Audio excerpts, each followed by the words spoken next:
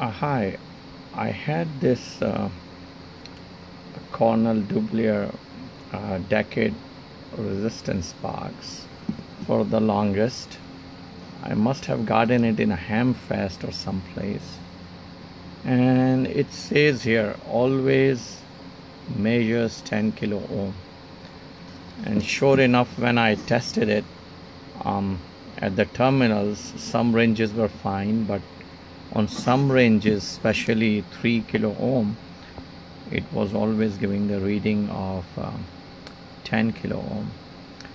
I took it out, checked each resistor individually, and everything was checking fine.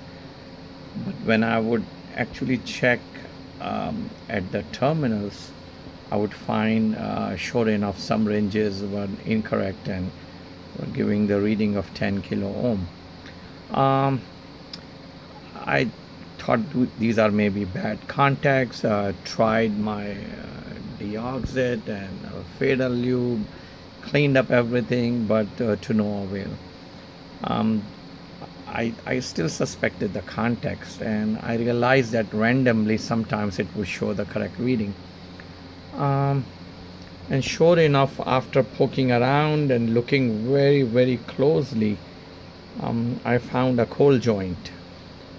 And the moment that joint was touched up, everything was fine and dandy, and the readings were correct. Everything was back to normal, and that basically told me that whenever you get something that old, it's always best to touch up the joints.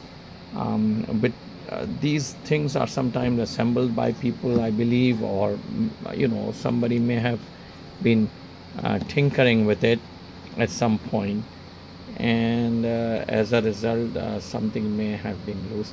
So anyway, everything is now back to normal, working very well. I checked it with my meter, and I think it is on the 3 kilo ohm range. As you can see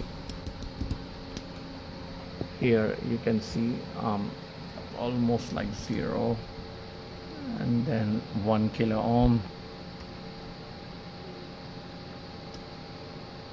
2, 3. This is where it was giving me trouble, showing 10 kilo ohm, 4,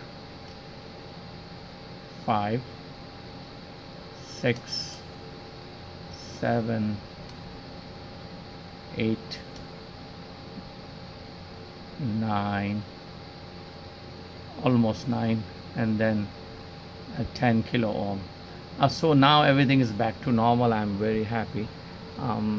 I was about to toss it out or discard it, but I'm glad I got something working.